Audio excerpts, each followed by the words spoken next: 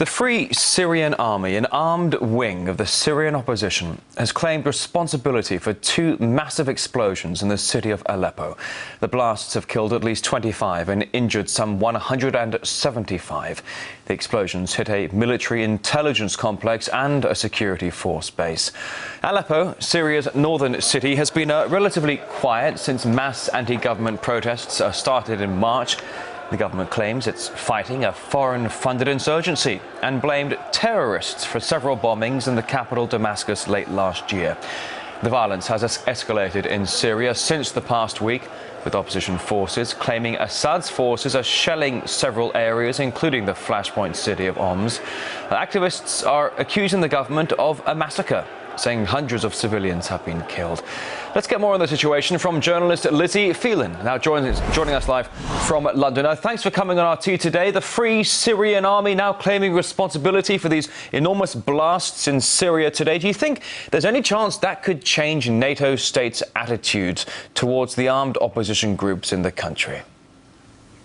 Well, I mean, I would say that this attack was directed from London, Tel Aviv, Paris and New York. It's quite clear that the explosions themselves were huge. I've spoken to people in Aleppo today who are in fear for their lives, and there were people up to 20 kilometers away who felt the explosion. So let's look at the evidence for the fact that this attack was actually directed externally. Of course, it was carried out by so-called Free Syrian Army insurgents. But first of all, I'd just like to say that this attack is clearly a response to the Russian and Chinese veto. It is a message from the West that if we don't get our way through the United Nations Security Council, we are going to go ahead with destabilizing the Syria by any means possible. So first of all, we've had in the first minutes after the explosion and half an hour or so, we had the Western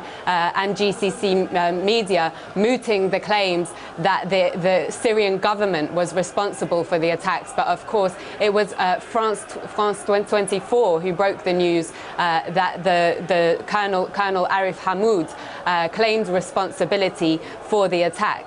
So, of course, we had William Hague just a few days ago in the British media promising that Britain would support the Free Syrian Army by any means that they could. And of course, that means political support, financial support and military support.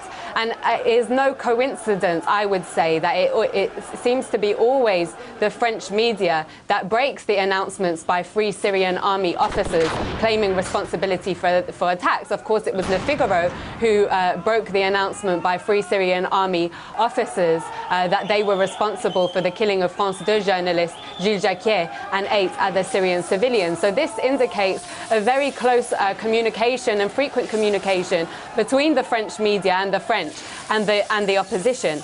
And then, of course, just a few days ago as well, a video emerged online of Israeli official Ayub Kara and Free Syrian Army officer Abu Bilal, where they were talking in much depth about how they could cooperate more closely. And then at the same time, we are seeing in the media an increase in accusations of Syrian government violence against civilians in Homs.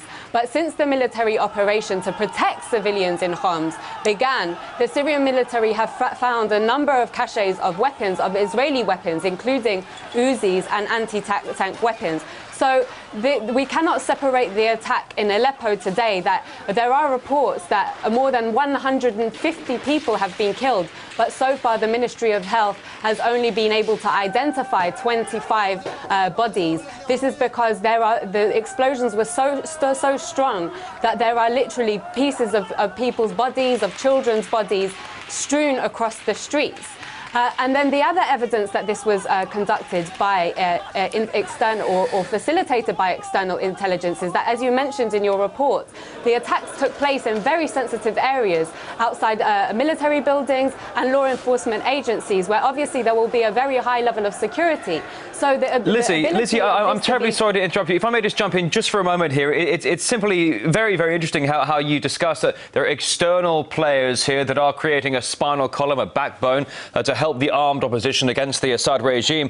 But as you talk about these two enormous bombs going off in Aleppo, the US and its allies are looking into supporting the Syrian opposition, including arming the rebels and creating a, quote, humanitarian corridor. Would you say, some might say, this sounds suspiciously like that no-fly zone over Libya, according to UN Resolution 1973?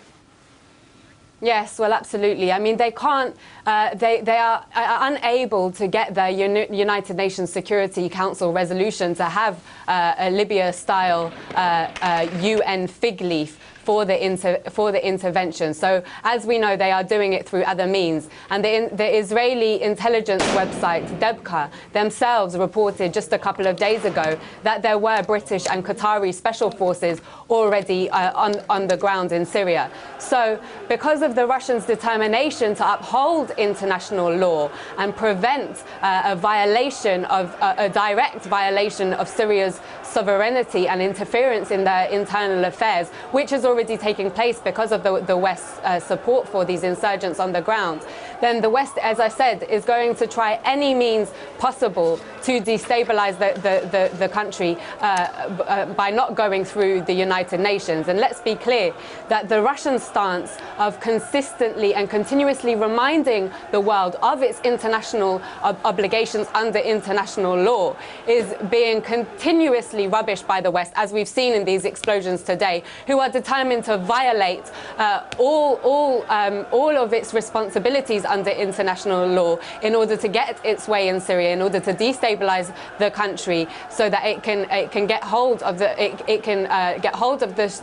geostrategic area that is Syria, so that it can have a strategic advantage in its later confrontations that it is pushing for with Russia and Iran.